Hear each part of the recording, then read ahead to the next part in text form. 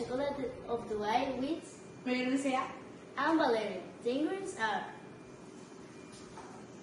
20 grams of chocolate white, 250 grams of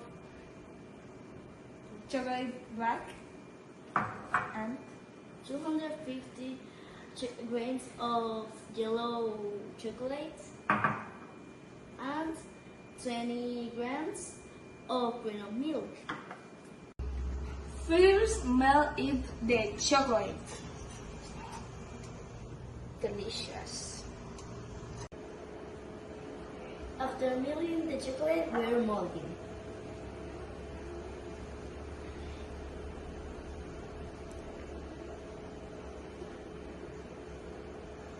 I will the yellow chocolate in the mold. Delicious. We frozen. After it's frozen, we'll pour the second layer.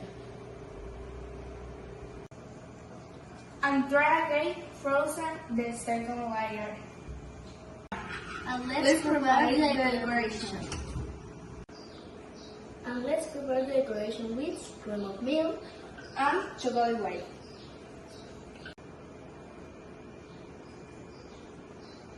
It's delicious. It's fantastic.